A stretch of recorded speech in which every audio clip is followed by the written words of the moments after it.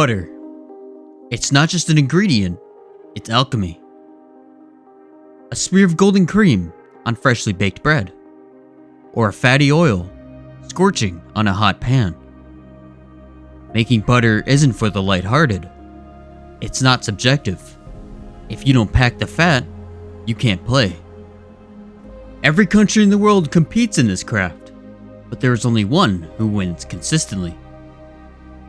Ask any chef, and they will always say French butter is the best butter. It's tangy, rich, authentic. A superior option for those with a superior palate. It isn't just butter. It's a story of land, tradition, and an uncompromising dedication to quality. So what are the contents of these gleaming masterworks? What do these primitive countries who can't make good butter do wrong? And are these sticks that much of a difference maker? Or is this all just French propaganda?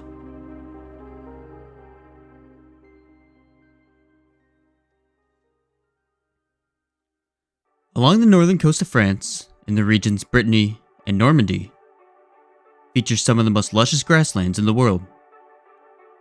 In these emerald seas, cows eat nutrient-rich soil, built up from thousands of years of adequate conditions. This soil has a lot of humus in it. Described as the heart of fertile soil, humus is a type of organic matter. It's only found in soil where organic materials can accumulate and withstand the trials caused by its environment. In northern climates, the chill locks nutrients in place. Organic matter comes here to die, but not to decay. Instead, the organic matter is compressed and turned into peat. Peat is acidic and oxygen-starved. It barely even qualifies as soil. Nobody likes peat. In the tropics, the problem is quite the opposite. The cycle is too quick. Organic matter moves through the soil and accumulation isn't present. But in a temperate climate, the soil is balanced. Organic matter can accumulate and form humus. In northern France, the conditions fit this criteria. It results in the lush, fertile lands the region is known for. This environment has taken millennia to develop, and it is now ripe, awaiting the Frenchmen for its exploitation.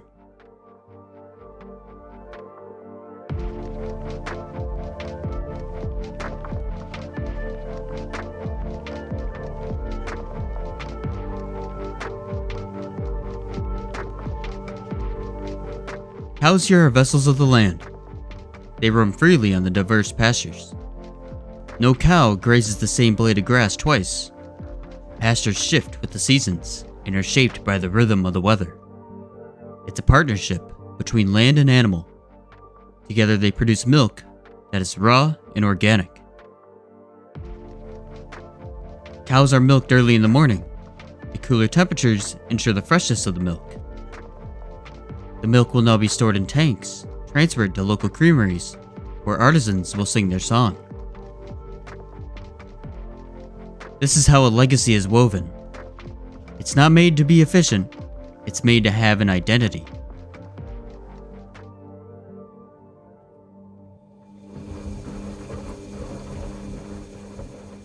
At the creamery, an emphasis is made on quality. These processors work to subtract water from the milk. The two materials are separated from each other. Once separated, the cream is churned, and the butter foundation has been constructed. This part of the process is the standard of the butter-making industry, but France will now look to go the extra mile.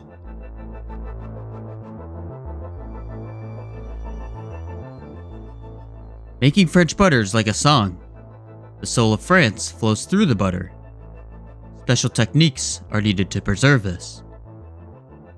Butter kneading is done by hand, using traditional technology. Mélaxage is the name of this method. A large wooden wheel is used to remove the buttermilk and achieve its own unique texture. The butter is also kissed with salt, not just to enhance its flavor, but to draw away the water and preserve its essence. This is the harmony of the French butter maker. Their work requires knowledge of the ebbs and flows of the seasons and their effect on the condition of the butter. Every groove is handmade, showing the consumer where the love of the craft comes from. This is the work of a true artisan. There's a real rhythm to their work that can only be found through time and dedication to their craft.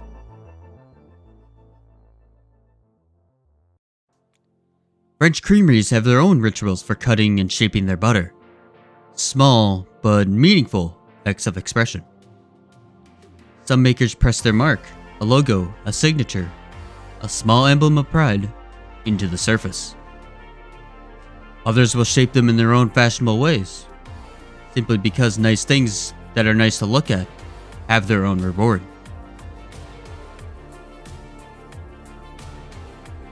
At the most sophisticated establishments, this process can take more than 12 times longer than more industrial, commercial butters. French butter takes multiple hours to come to fruition. The texture softens and the flavor deepens. Each batch is its own character that a machine can't replicate. In the world of big butter, efficiency is king. Machines take over, squeezing out every last bit of buttermilk. It's hyper efficient. No hands touch the butter, no workers to pay. The yields are higher, margins wider. These French establishments could follow their lead. The butter is still of very high quality. They'd be able to make millions of tons of butter. They would crush competitors based on name brand alone. In a world driven by quarterly profits, French butter makers stand at a crossroads. This industrial, automated path promises big gains. To choose these traditional methods is to resist the tide.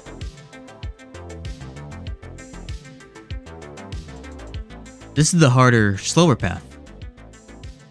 But it's rooted in the belief that there's more to their craft than meets the eye. It's a connection to the land they sprout from and a link to past generations.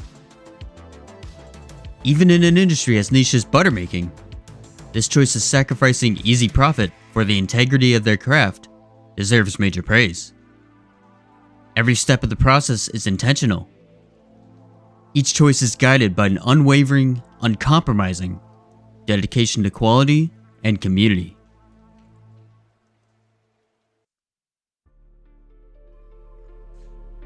Butter has its place in any fridge. It's one of the most common ingredients used in cooking. For a lot of people, the nationality of their butter does not matter.